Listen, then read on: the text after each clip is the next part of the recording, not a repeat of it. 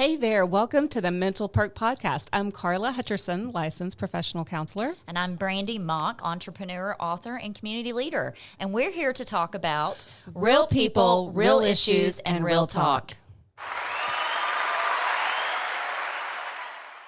Welcome back to the show. We are so excited today to have a guest. She's actually family of mine, my cousin Aimee. Aimee Muir is from Dallas, Texas, and she is here to share her story about going through a serious car accident in 2002 while in college at A&M, suffering from a traumatic brain injury, also known as TBI. Aimee, welcome to the show. We're so excited to have you. We are so excited to have you, Aimee. Thank you for having me. I'm excited. So tell us a little bit about... What do you do right now? What's your job? What do you do? Well, right now I actually work at Baylor Scott & White Research Institute, but I work at Baylor Scott & White Institute for Rehabilitation. So I do research on traumatic brain injury, spinal cord injury, and stroke. Okay. So did you get into that because of what you went through? Exactly. So we're going to go into my story here in a little bit. I know that. But one of the things that I want to give back, I loved what Baylor's Institute for Rehabilitation did for me as a survivor for the TBI, and I always went to go back. So my case manager, I'd apply for a job, and I'd say, hey, I applied for this job. Do you know anybody? And she's like, Aimee, I know nobody in HR. And I finally found a job that I was qualified for in research, and it was TBI research. I was like, how awesome is this and perfect. I'm qualified to do it. I reached out to my case manager. She says, I know somebody. Let me hook you up. And so I got an interview, and I got hired almost immediately. Wow. That's awesome. Yeah, talk about being meant to be. Yes. That's definitely meant to be. Yeah. You can't write it any better. No. Yeah. So talk to us about what happened to you in 2002, what you can remember. Yeah. And just go from there. Well, I'll kind of tell you what I can remember, and Brandy, you're a part of it. You know, you're part of my journey coming through recovery, and so you can know a little. You probably know more things, or remember things that I don't. Yeah. You know, but in one night I did go out with my friends, and I was on my way to every Thursday I went dancing in college. So this is in College Station, and you went to Harry's, didn't you? Or I did go to Hurricane Harry. Sure, that's close Okay. now. But I actually went to, it was called the Texas Hall of Fame, or the Texas Hall of Shame is what we also called it. So that's where I was going to. I was on my way to the hall, and my friend had called and said, hey, where are you? And I'm on my cell phone. Big no-no. And I was trying, in College Station, we have a lot of old, like, county roads and things like that. So I was trying to cross a county road that was two ways, but if you got into the middle, you're in the middle part, and you could cross the other side. Mm-hmm. So he called me, and I said, I'm pulling in the parking lot. And basically, I would have if I just would have crossed that road. I just didn't make it across the road. So I was tailboned on my side, the driver's side, and my car went, 100 feet or so, almost to the bar, to the dance club. Wow. And I suffered a TBI. Yeah. So my understanding is just... I'd like to even just know a little bit, what did the wreck look like? Can we give the listeners kind of a visual? So I can tell you what I've been told. I had a little bitty car, and I had used to drive a big truck. And I got that because you had one, Brandy, and I loved it. And so Love my trucks. So I drove a full-size truck, but it got so hard moving, and traveling to Dallas all the time and whatever. And at that time I had a boyfriend who was in Pilot Point, which is up here in the area. So we would travel a lot, and it was a lot of expense, for the gas. So my dad got me a little car to save some money on gas. And it was a little sports car at the time. It was a Cougar when they came out with the new model, the new body style, and I loved it. So it was a little bitty tiny car, hit on my driver's side by a big full-size jacked-up truck with big tires, and it was a full-size Dodge Ram that hit me on my side. So, and there's a lot of those in College Station. Yeah, yeah, big wheels, yes. big lift kits, Yes. cowboys. Yes. Yeah. Yep. So big truck hits you. Mm-hmm. Yep. Substantial damage done to your vehicle. Right. And what I've been told is I had a friend who was going to go with me, and she decided not to. It's a good thing, because I ended up in her seat, and my car was like the size of just the passenger side. From what I've been told, I didn't actually ever see the pictures or anything like that, but my father had to go to the car, and he told me. Wow. So my understanding too was that they had to cut you out with the jaws of life. Right. You were in bad shape. From what we all know, you were in really bad shape. Yeah. So they get you out of the car. Do you have any idea from just what they told you how long it took them to get you out of the car? So my accident it was probably about 11:30 on Thursday, and then they got me out. I got into the hospital on Friday, so it took them a while to get me out. I'm not really sure how long the jaws of life takes, but I had a crowd, and that were kind of watching. And I think they thought, from what I've been told, is they thought I was deceased because it was such a bad accident. It was so small. My car was so small, but they got the pulse, and that's when they said, we got to get her out of here. Wow. And they got me out. I got intubated and got me to the hospital. And you were intubated, from what I understand, for approximately 5 days. Mm-hmm. Yeah. It was pretty touch and go, I know. I just remember my Aunt Sherry, which is your mom, just kind of, everything happens so quickly that you just don't even realize and one thing about TBIs is they don't know a prognosis. Like, it's so touch and go that they can't give you any information. They can't say whether you'll speak again or walk again or, if you're going to live. And so you could be fine one day and then the next day not. Exactly. And this is what I've been told. Again, one of my friends in college, he told me, and he made a really good point. He's like, I would have much rather been you laying in that bed than your family looking at you. I'm going to cry. It's okay. I think that's very appropriate. It's very appropriate. Tough subject to talk about, guys out there. This is a big one. But I will tell you that I have been through so much, and I work now with these survivors. Who their injuries are so much more profound than mine was. They got the best attitude. So being at Baylor and through my accident and recovery, which thank God I had the best therapists, the best doctors. Dr. Carlisle completely turned me around. As soon as I got to Baylor Institute for Rehab or Baylor Scott and White Institute for Rehab, I changed completely.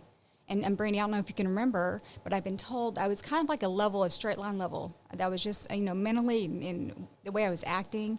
As soon as I got there, Dr. Carlisle changed my medication. She started doing things with me, and I immediately started getting up. And you could start seeing improvements. Wow. It's just the treatment was totally different.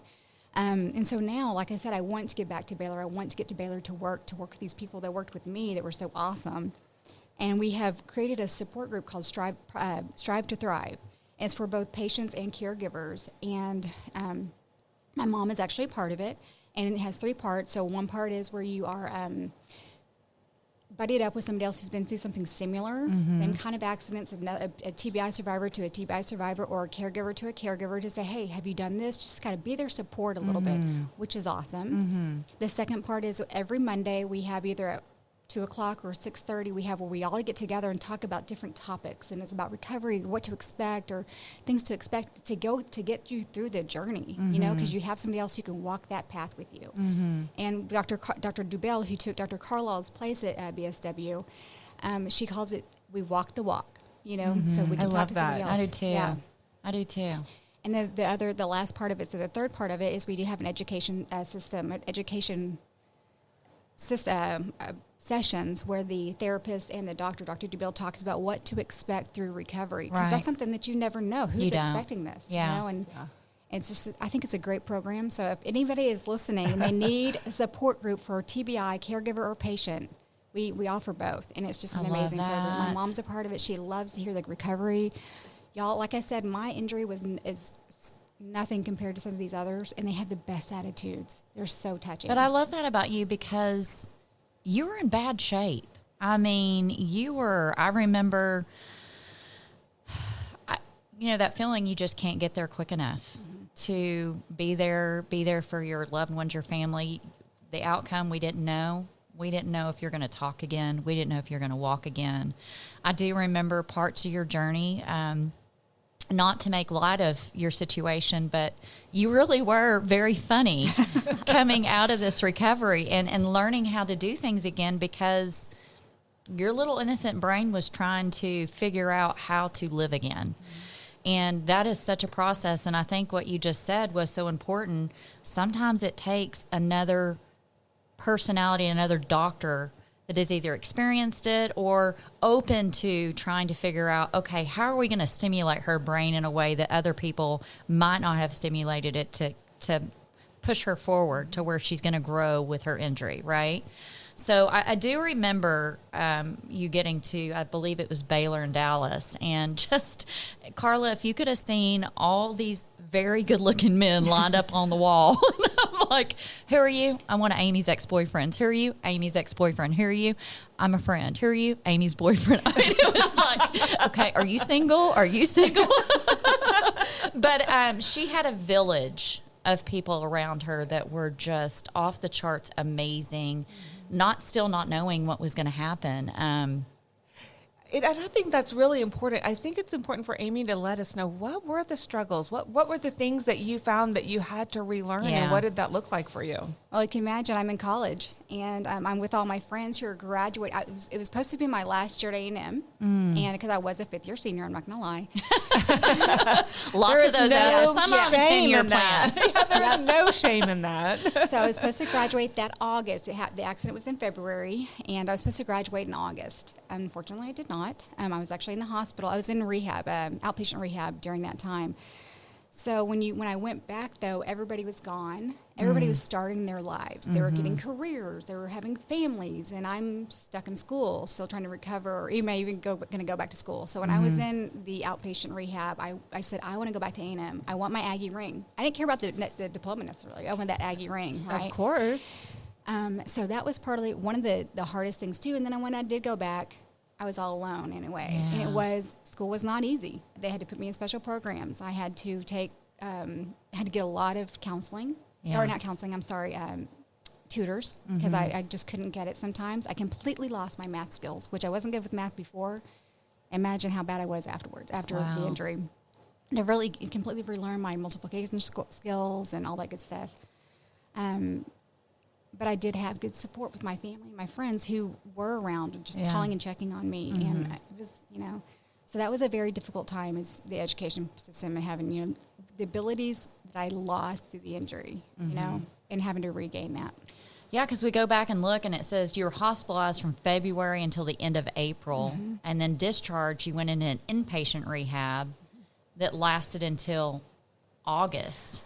A little different. So I was in the hospital. I was in 3 different hospitals, but just because I was in College Station, then they transferred me to acute hospital here at Life Care. I don't even know if that's even open anymore. And then for inpatient rehab, where I was staying, I was at Baylor Scott and White. So from that time, from February to the end of April.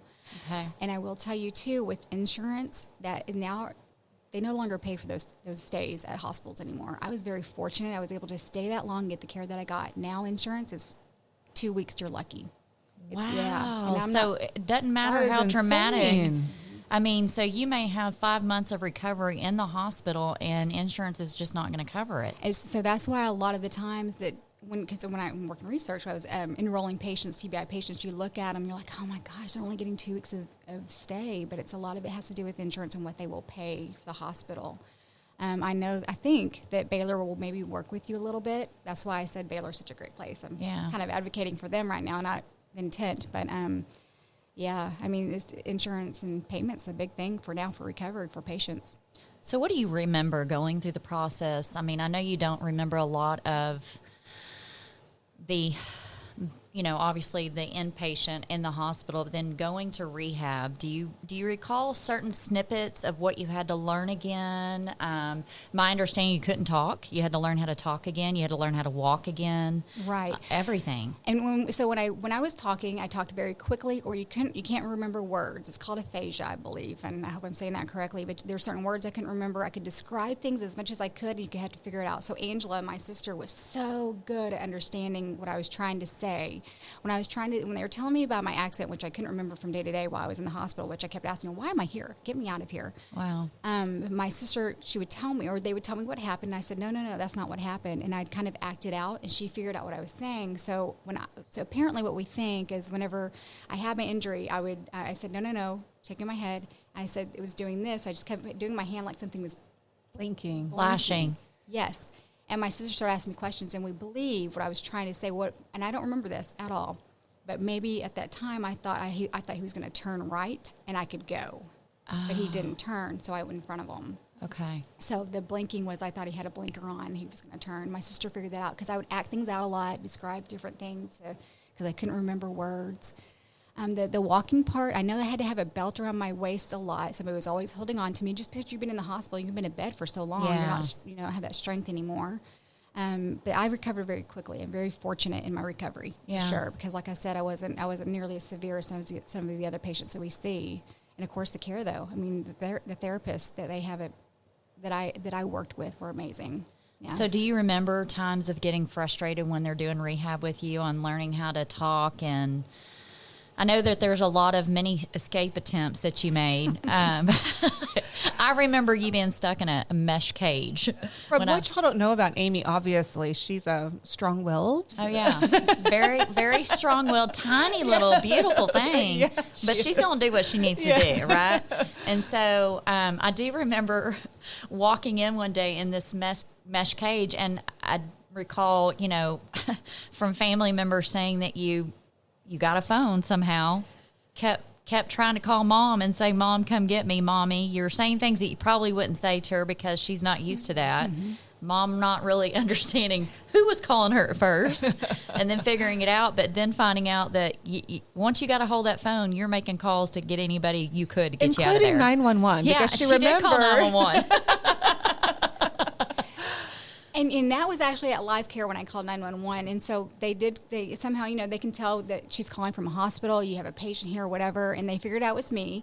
And the doctor told my mom, she's problem solving. This is a good thing. Oh, I love that. Yeah. So not getting me in trouble and saying, oh my gosh, how embarrassing this patient we are of, whatever. She's problem solving. And that's what we want her to do. And another thing too, that I couldn't remember so many things, but my granddad came to see me, and he said, growing up, I always never lived in Dallas. My whole family lived in the Dallas DFW area, except for my family. We were always moving, different areas of Texas and in California.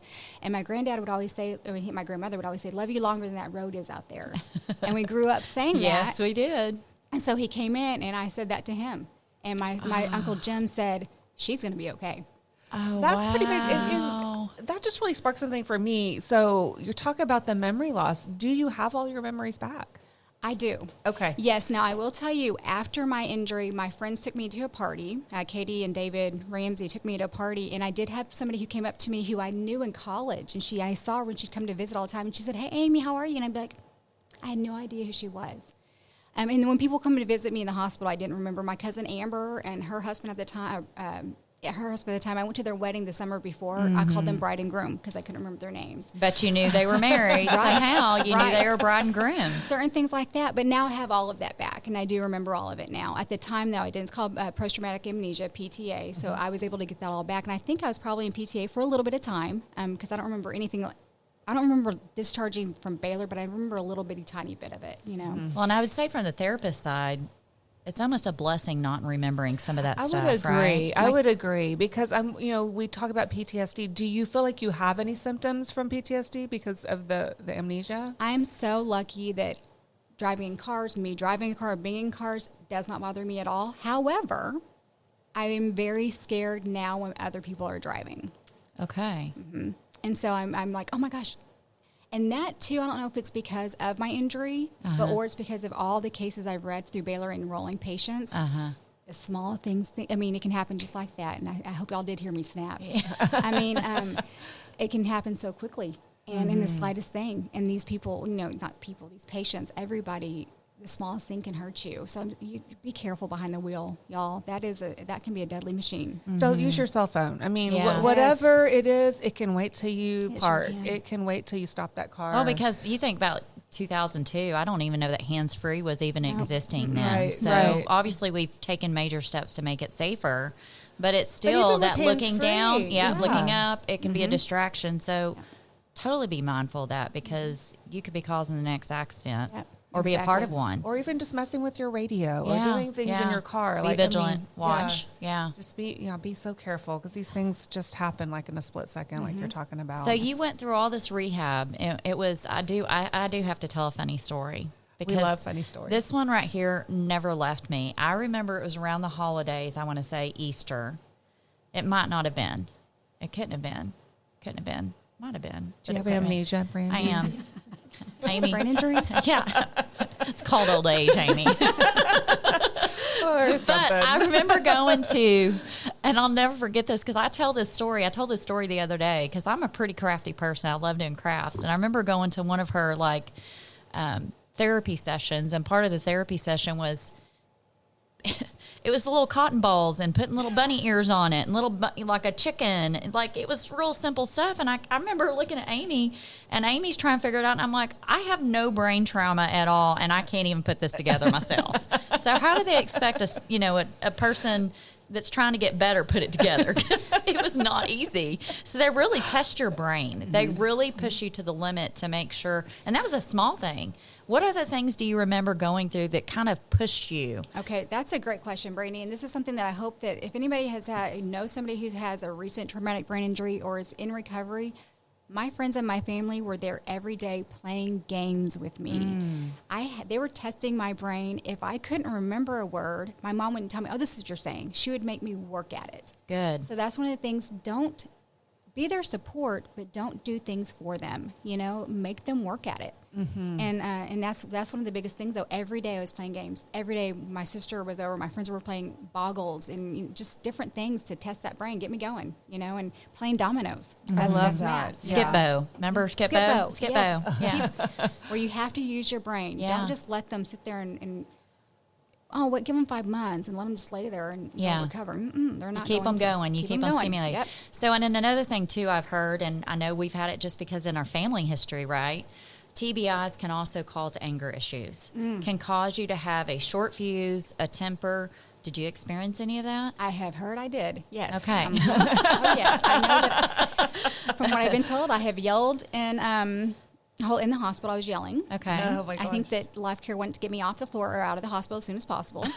And I was probably screaming, "Get me out of here!" In fact, I did have anger issues, and that is one. There's different phases of recovery after brain injury as well, and I can't tell you what they are right now. I should know this with working in research and with my recovery, but there are different phases, and that is one of them. And to expect that, and you're going to get frustrated, and I mean the patient's going to get frustrated because they can't do certain things, but that is one of the things, Brandy, I'm glad you brought that up. That had to be so scary for you to be in the hospital and not remember day by day why you're there, and just feeling like you don't have any control over your life. Like a repeat. Yeah. It's like a record It's like on repeat. Groundhog Day. Yeah. That's just crazy. My case manager, Sharon Rowland, who again is awesome, she's still at Baylor. She told me, just like you said, I said, I wish I could remember this. And she's like, no, you don't, Aimee. Yeah. It's a good thing. It's a blessing that you can. It is a blessing, I think. I think it is. So being at a near-death experience like that, what are some life lessons and things that you've really taken from this experience and that you've applied to your life now? Absolutely. So one of the things is being physical. So I know this is being physical and one of the things that has really helped me recover, because you go through depression after a brain injury because you're looking at what you've been through, where you think you should be or whatnot. Is being physical. Physical activity is a big thing in recovery. I run marathons now. I've done about 7 of them now. I am not currently running right now, but that alone, running a marathon, like a full marathon, it's pretty amazing. Yeah. I'm like such a 5K. 5K, I'm good. Well, even 5K, because you're getting your dopamines going. You're getting that energy. You know what I mean? And that's one of the things that for so long I was kind of not the happiness that I felt like I wanted to be. And this is years after my injury. And then I started running, and it's a totally different feeling of recovery. So I'm going to really advocate for. There's a lot of research that goes with depression and physical activity. And the more physical activity we have, it helps us to manage depression a little better. So, I mean, that goes hand in hand. And of course, after a traumatic incident, that would definitely be so helpful. But go ahead. Going through that depression, though, did you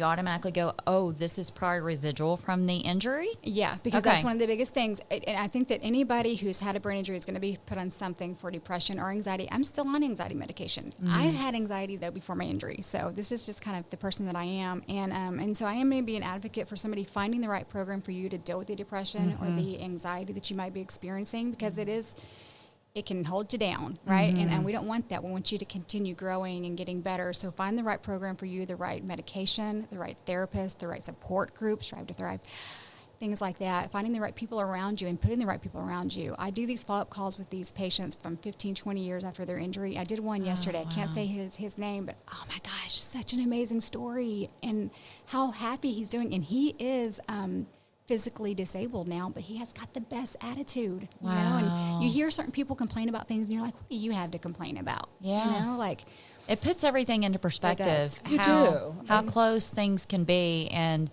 the things you're forced to think about to be thankful for. Right.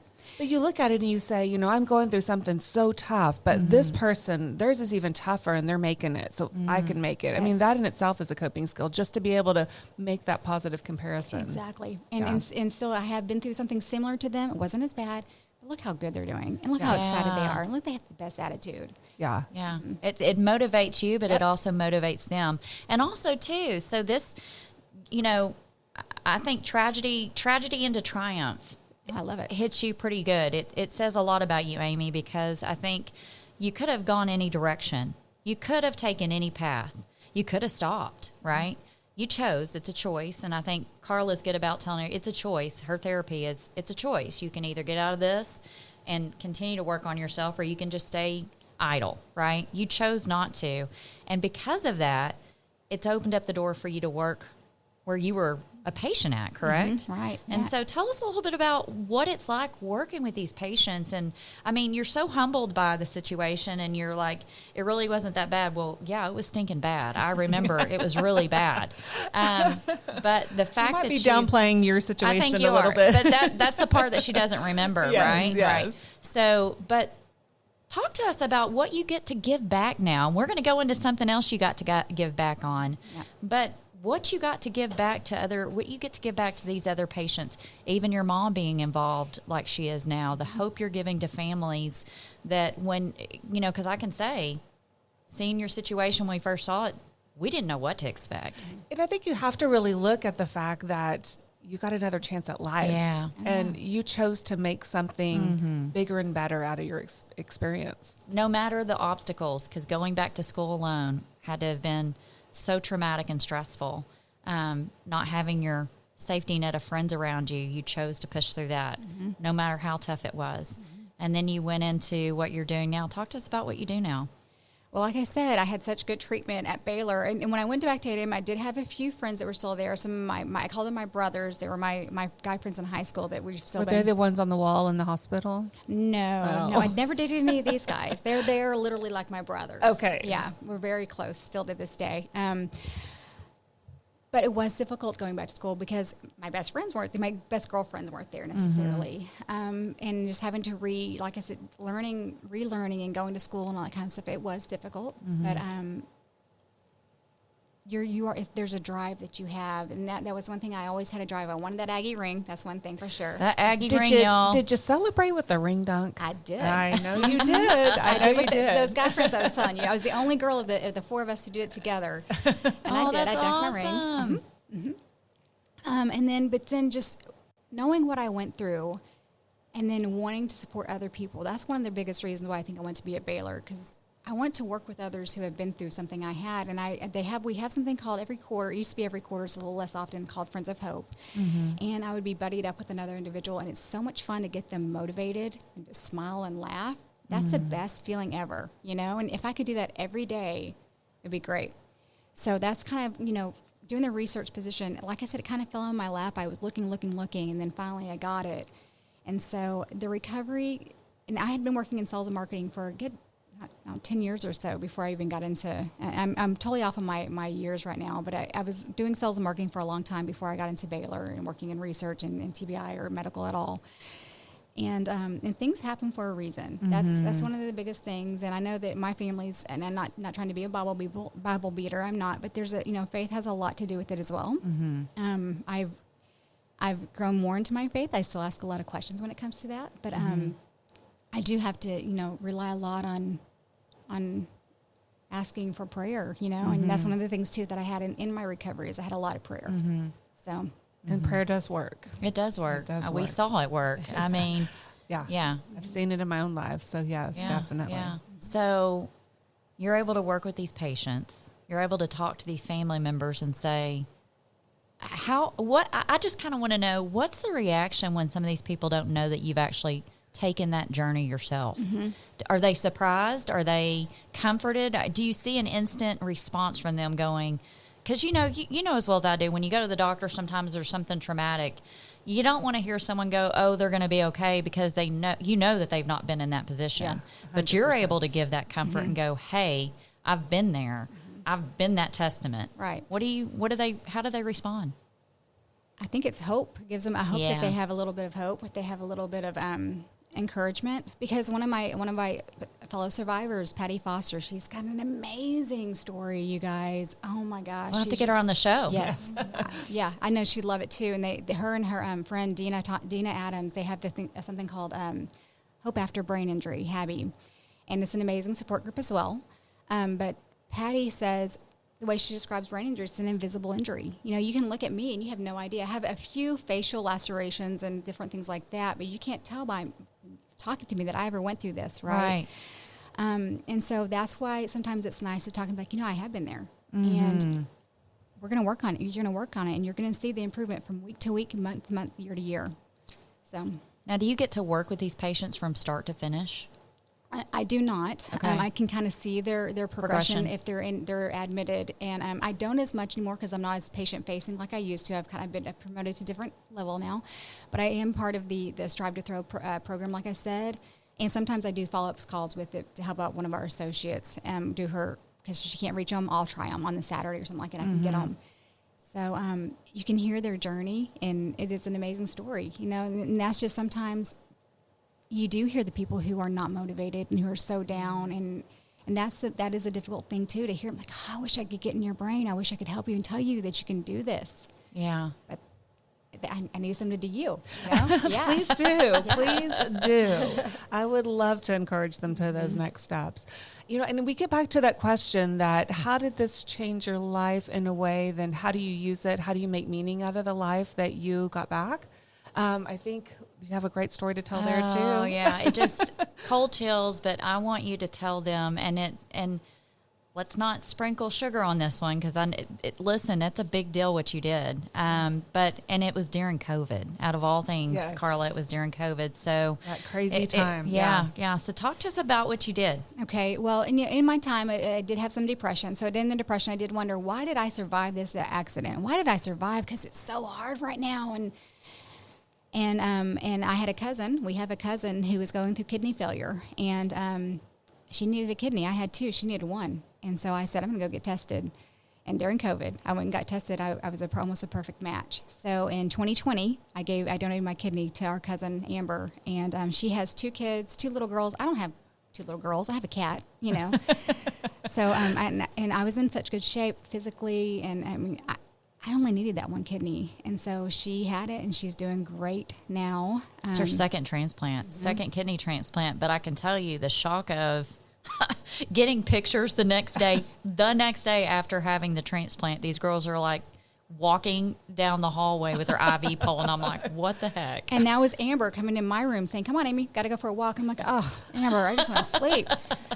But it was the easiest decision I've ever made, and the recovery was so simple. Like I thought I was going to be down for a month because you're allowed a month off of work for recovery. And I was ready to go back to work in 2 weeks. I'm like, all right, can I go back to work now? And they said, Aimee, let yourself recover a little bit more. But I had the robotic surgery. I can't remember what it's called. And so I think that, the recovery was so easy. I healed easily. I was ready to go walking a little more. I stayed with my mom for a little bit so she could, feed me my food and all that good stuff. Yeah. She would make me go on walks. Doing what moms do best. Do. Yes. So I'm glad that we're doing this right now because I want to advocate how easy it is and how many people need that transplant, y'all. And you don't know. Now I know I'm O negative, so I can donate to anybody. I donate. You can't donate kidneys again, though. Sorry. Not anymore. Right. I'm done. I can't get it. But then I pass. But it is so easy, and so many people need it, and I'm not going to have any. There's very little side effects, or what I want to say, risk now that I only have one kidney. I just have to drink my water, eat healthy, and be physical, just like you do as a normal person. Yeah. So I'm going to really advocate people out there to get tested. See if you want to be. If you know somebody, there's so many people who need that kidney. Absolutely. It's an amazing ask because like you said, so many people are suffering and they're facing, life-threatening illnesses, and to be able to give them another chance at life, just like you had, it's just amazing. The unselfish act of love. Yeah, 100%. And it was so easy. I don't personally feel like, it's not that big of a deal, because it was so easy and the recovery was easy. And people are needing not just kidneys, but livers and other things like that, lung transplants, things like that. And you can do it, people. It's easy. I encourage it. But yeah, that is my biggest accomplishment, I think, in life. And that's why I survived my injury. That's one of the reasons why I know I did. Yeah. But also think about all that you're giving back to these patients that you work with. You're giving them so much hope that in itself is a gift. Yeah, life doesn't just stop after a TBI. You can go on to do even greater things like giving someone else life with an organ. Yeah. And that's a choice, just like it was the choice for you to push through all the struggles of rehabilitation with your mind, your body, because it wasn't just mental. You physically had to push yourself to a level that you weren't used to. But I think that people think anger is such a terrible negative emotion, but in so many ways it can be a positive emotion. Oh, and in this situation, you were so angry about where you were at and losing all those functions that you used your anger to push through.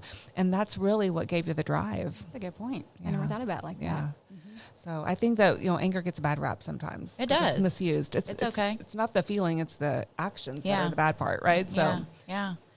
So what does Aimee look like in the future? What are we looking at with Aimee? Is there another thing that you're looking at you want to do that you've not done so far? I mean, you've given someone else life with your kidney, you've survived. You give hope to everybody that's had a TBI. I know that for a fact. Just the fact that you understand it.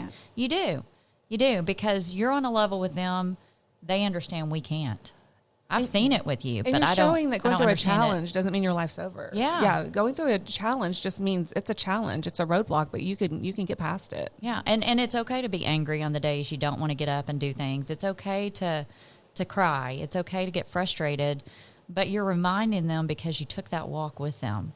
And how often are you the first? How long does it take you to say, "Hey, I do know how you feel. I've been there." Is that something you open up? I do. And share on the regular? When it's appropriate and you could tell, yes, it is something. And I will tell you that not just my story, but the people that I work with in the Strive to Thrive support group, their stories are so amazing. And you just say, let me meet Patty Foster, let me read her book. And so you can see, I love that my story can motivate, but I've seen it so often, and just to be able to share that hope with other people, it feels so good. And for my future, I don't know. I haven't thought it that far enough. I want to travel, things like that. But if I could continue giving that hope, that's what I want to always continue doing. That's something I never want to stop doing. Is give hope. You've been doing beautiful. A lot of that, girl. I mean, just the fact that you're doing what you're doing, Thank and I can't tell you how proud I am of you for pushing through the way you've pushed through, and beautiful and strong. Beautiful, smart, strong, all those wonderful things. She's a hot mess of good, right? A hot mess of good. And I love that because we need these stories. I appreciate these compliments. We'll keep giving them to you. I'll text you later. Hey, you're a hot mess of hope. I appreciate that. But I do think that this story is going to help a lot of people, because I think that there's a lot of people out there that family members, not just the patients, the family members that go into something that's so uncertain and they don't know how to handle it. They don't know how to respond. They give up before the patient gives up.